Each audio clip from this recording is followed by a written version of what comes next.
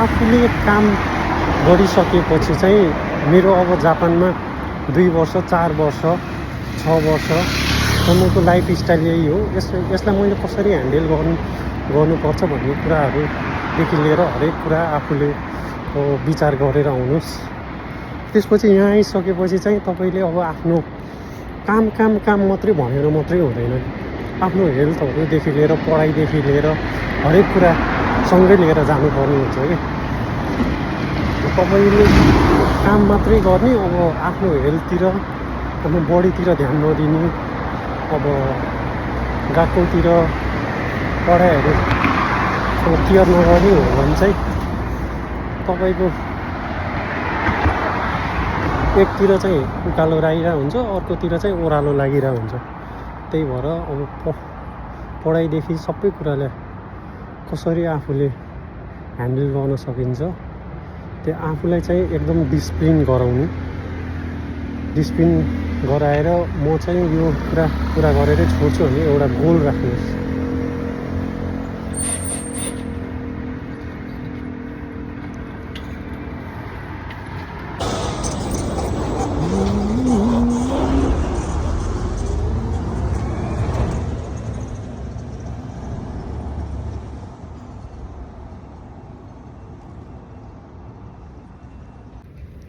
हजुर नमस्कार good morning सबैजनालाई। सबैजना आरामै हुनुहुन्छ होला भन्ने विश्वास छ। म भर्खर कामबाट निस्केको। बाहिर निकै चिसो बढेको छ। तपाईँको अहिले 10 डिग्री भन्दा तल हुन लागिसक्यो बिहानको टेम्परेचर चाहिँ। जापानमा अब बिस्तारै जाडो बढिरहेको छ। अब यो जाडोमा चाहिँ रुगाखुकीहरू हरेक कुरा बढ्छ। त्यही भएर अलिकति तपाईँहरू पनि आफ्नो केयर गर्नु होला, मास्क लगाउनु, त्यो उपायहरू गर्नु होला। आज चाहिँ स्पेसली मैले एउटा के कुरा राख्न चाहेँ भने तपाईँको अहिले यो जापानमा जुन विदेशी गाक्सेहरूको यो बढ्दो सङ्ख्यामा त्यसले चाहिँ एउटा समस्या अहिले ल्याइरहेको छ। सायद त्यसमा त्यो समस्यादेखि चाहिँ धेरै साथीहरू अहिले नै अब प्रब्लममा हुनुहुन्छ। त्यो चाहिँ के भन्दाखेरि चाहिँ अहिले यो तपाईँको जापानमा वर्किङ लगाउन चाहिँ निकै कठिन भएको छ, समस्या भइरहेको छ। यो विदेशीहरूको सङ्ख्याले बढिरहेको हुनाले अहिले जापानमा चाहिँ के भइरहेको छ भने अब यहीँ तपाईँको स्टुडेन्टहरू अब 2 वर्ष 4 वर्ष अब युनिभर्सिटी अब यहाँको सेन्मन गएकोहरू सकेर अब वर्किङ लगाउनु भन्दा पनि बाहिरबाट चाहिँ डाइरेक्ट अब ब्याचलर भिसा, त्यसपछि अब तोक्दै भिसाहरूमा आउनेहरूको सङ्ख्या भत्तै बढिरहेको छ। त्यसले गर्दाखेरि यहाँ भएको मेरै कलेजको साथीहरू उहाँहरू पनि धेरै समस्यामा हुन्छ। अहिले अब काम भनेको ठाउँमा पाइरहेको छैन। अब गिजिनकोकुमा अब वर्किङ लगाउन गाह्रो भएर अब एसएसडब्लु तपाईँले यो एयरपोर्टतिर ग्राउन्ड हान्दोरिङतिर नि ट्राई गरिरहनु भएको छ। त्यही भएर चाहिँ अब नेपालदेखि आउने जति पनि दाजु भाइ बहिनीहरूलाई मैले चाहिँ के सजेसन दिन चाहन्छु भने अब तपाईँहरू चाहिँ यहाँ जापानमा एकचोटि आउँदाखेरि चाहिँ म जापान के गर्न जानु लाग्यो होइन, अनि त्यसपछि मैले चाहिँ जापान गएपछि पछि मेरो वर्किङहरू के हुन्छ यो सबै कुराहरू अब अहिले तपाईँको इन्टरनेटहरू सबै कुरा धेरै फेसिलिटी छ। यो कुराहरूबाट तपाईँले आफैले हेरेर पनि धेरै कुरा बुझेर आउन सक्नुहुन्छ। त्यही भएर आफूलाई पछि समस्या नहुने गरेर कुन ठाउँमा आउँदाखेरि के कुरा आफूले यहाँ आएर जोइन गर्दाखेरि आफूलाई सहज हुन्छ, आफूलाई यहाँ वर्किङ प्लस स्टुडेन्ट लाइफस्टाइल सहज गराउन सकिन्छ त्यो सबै बुझेर आउन आग्रह गर्छु।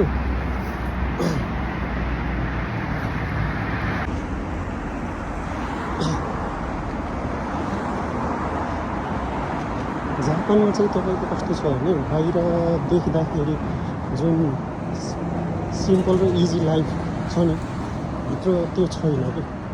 यहाँ धेरै अब वर्किङकोदेखि लिएर तपाईँको अब यो पार्ट टाइम जब वर्किङहरूले गर्दाखेरि पनि अब धेरै साथीहरू स्ट्रेसमा जानुभएको देखिन्छ। धेरैलाई अब घरको अब ऋण परिवारको अब सबैसँग अब पैसा हुँदैन, सबै अब लोनै लिएर आइरहनु भएको हुन्छ। अब घर परिवारदेखिको अब रेस्पोन्सिबिलिटी हरेक कुराले गर्दा त्यो प्लस त्यसको पनि अब टेन्सन हुन्छ। त्यही भएर चाहिँ एकपल्ट आउँदाखेरि आफूलाई कसरी सहज हुन्छ ल यहाँ आउनुभएको अब आफ्नो रिलेटिभ्सहरू कोहीसँग मजाले बुझेर आउन आग्रह गर्दछु। र यहाँ आइसकेपछि चाहिँ तपाईँहरू चाहिँ आफ्नो लाइफ मतलब तपाईँले अब केही कुरा केही ठाउँमा काम गर्नुहुन्छ भने एकदम त्यहाँको रुल्स रेगुलेसन मानाहरू फलो गरेर काम गर्नुभयो भने चाहिँ तपाईँहरूलाई सजिलो हुन्छ। ल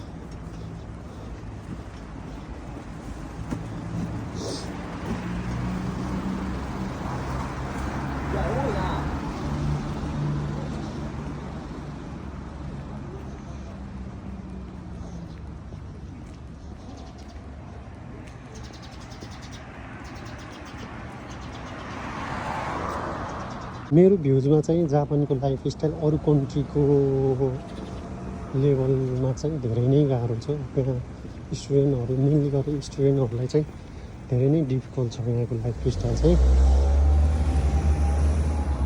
त्यसैले गर्दा अब काम प्लस तपाईँले अब कलेज टाइमहरू एकदम ब्यालेन्स राख्नुपर्ने हुन्छ। त्यसै गरी आफ्नो शरीरलाई आरामदेखि लिएर हरेक कुराहरू मिलाउनु पर्ने हुन्छ।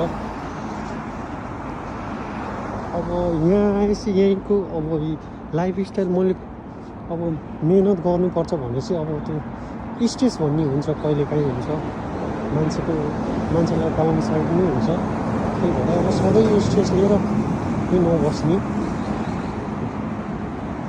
तपाईँले चाहिँ अब कसरी हुन्छ प्रोसेसलाई ध्यान दिनु, प्रोसेसलाई मेहनत गर्ने कि।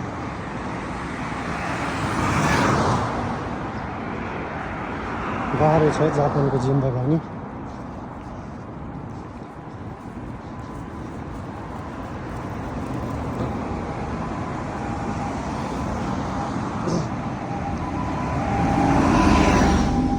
त्यही भएर हरेक रातपछि हरेक बिहानी दिनको सुरुवात हुन्छ भने चाहिँ कुनै टाइम तपाईँको डिफिकल्ट थियो भने त्यसपछिको अर्को टाइम भनेको सजिलो हुनसक्छ। त्यही भएर जहिले पोजिटिभ सोच राख्नुहोस्।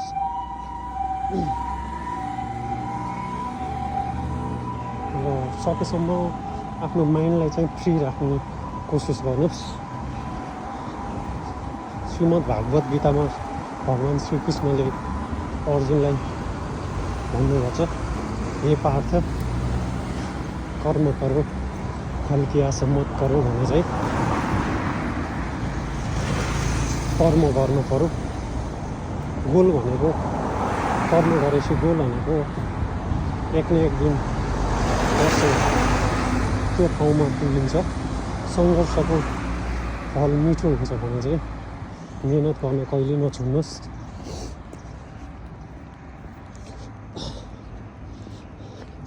जापानमा हामी त अब फरेनर्स भएन, अब तपाईँहरूले हेर्नुहुन्छ भने यहाँ जापानिजहरूको लाइफस्टाइल नै त्यति सजिलो छैन कि, सहज छैन। बाहिरबाट देख्दाखेरि सहज भयो नि त्यो के भन्छन् मुखमा राम बगलीमा छुरा भने जस्तो। यहाँ चाहिँ त्यति सहज लाइफस्टाइल छैन। जापानिजहरूलाई नै तपाईँले बुझ्नुहुन्छ भने यहाँ उनीहरूलाई वर्किङदेखि लिएर अब आफ्नो लाइफ कसरी म्यानेज गर्ने हरेक कुरा सिम्पल लाइफस्टाइलमा चाहिँ धेरै गाह्रो छ कि जापानिजहरूलाई चाहिँ। त्यही भएर यहाँ विदेशमा आइसकेपछि चाहिँ तपाईँले अब जापानिजहरूसँग कम्पेयर गरेर हुन्न कि तपाईँहरू चाहिँ अब म विदेशी हो, यहाँ मलाई जसरी नि मेहनत गर्नु छ, मेरो एउटा गोल छ, करियर बनाउनु छ भन्ने सोचेर चाहिँ त्यो मुकामसम्म चाहिँ मेहनत गर्नुपर्छ। त्यो मेहनतसँगै पनि अब कहिलेकाहीँ चाहिँ आफूलाई माइन्ड अब धेरै कुराहरूले कामदेखि पढाइदेखि लिएर धेरै गर्दा नै माइन्ड चाहिँ तपाईँको डम भइसक्यो हुन्छ कि। त्यही भएर आफूलाई आफ्नो लाइफस्टाइलमा इन्जोय पनि गर्न सक्नुपर्छ, घुम्ने साथीहरूसँग घुम्ने खाने रमाउने पनि गर्नुपर्छ। सधैँ गधा चाहिँ काम गरेको गरे गर्नु नै भएन। तपाईँहरूको यहाँ जापानमा चाहिँ के भन्छ भने यो कम्पनीहरूमा यो न्युस्या भइसकेपछि चाहिँ त्यो नन स्टप काम गर्ने मान्छेलाई चाहिँ हाताराखी गाची भन्छ कि जापानिजहरूलाई। यो जापानिजहरूको एउटा प्रोभर्ब हो कि, त्यो भनेको काम गरेको छ जाङ्यो नन स्टप गरेको छ, उसलाई त्यो आराम भन्ने एउटा इन्जोय गर्ने भनेको केही पनि छैन कि, सिर्फ काम। हामी चाहिँ अब जापानिजहरू जस्तो चाहिँ त्यस्तो चाहिँ हुनु भएन।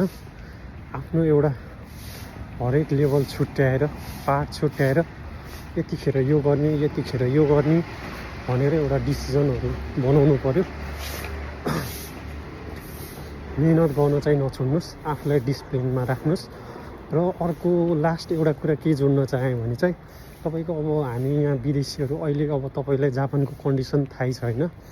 अब जापानिजहरूले गाईको जिन किराय धेरै नै पहिलाभन्दा अहिले धेरै किराय भइसक्यो। अब यो यहाँ हरेक छ कि अब गाक्सै मात्र नभएर अरू कुराहरूले गर्दा नि उनीहरूले अब यो गाईको जिनहरू चाहिँ किराय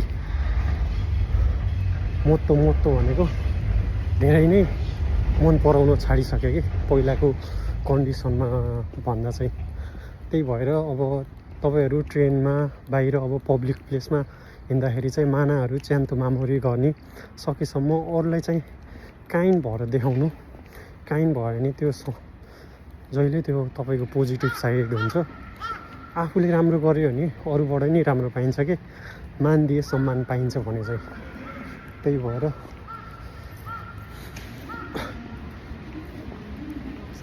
अरूको यो हाम्रो देश कन्ट्री नेपाल होइन, त्यही भएर यहाँको अब रुरु मानाहरू च्यान्तो मामहरू गर्नु। ल आजलाई चाहिँ यति नै गाइज, अब नेक्स्ट भिडियोमा भेटौँला। केयर गर्नुहोस्, बाई।